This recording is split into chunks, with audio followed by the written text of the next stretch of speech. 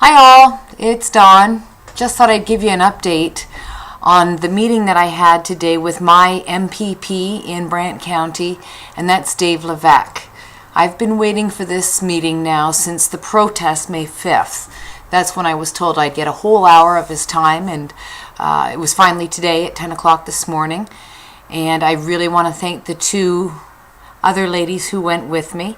I'll just keep their names private, but it was a woman who suffers from MS and her partner that went to speak for all of us with Mr. Levac. And he was very generous with his time and very forthcoming with a lot of information, very open to hearing what we had to say.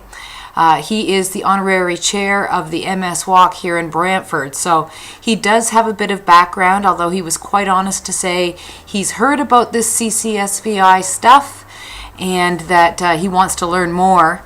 But really there's a few things that we can do if we really want to get this pushed through.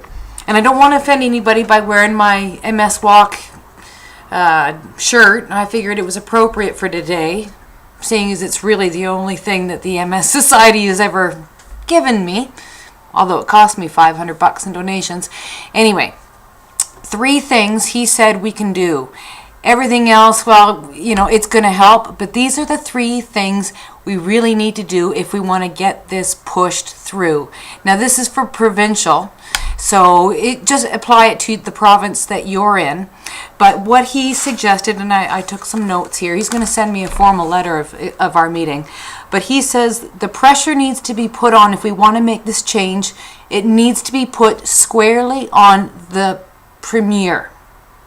So write your Premier. Here in Ontario, it's Dalton McGuinty. Every day, we have to keep the pressure on him every day. Writing to all these smaller MPPs and MPs isn't really going to help, because it's provincially that we have to work on this, and we have to work, instead of going from the bottom up to the top, we got to go straight to the top, straight to the Premier of your province and nail him every day, and then have him nail the Minister of Health on what they're going to do about CCSVI. So there's 2 people that we can knock off. The third would be the Minister of Finance, because in Ontario, and I'm sure everywhere else, there's a real cash crunch in the province, with a lot of the expenses or the money in the system being spent on health care in other programs are suffering. So they want to clear up some of this healthcare cost. If we want to talk dollars, we got to do it with the Minister of Finance. So first it's the Premier, then it's the Minister of Health, and the Minister of Finance. Target, target, target, lock and load every day. Let's get on them. His second avenue for us to change things, I don't know how we're going to make this happen. If anybody wants to give me a suggestion, let's hear it. Have the language changed from experimental.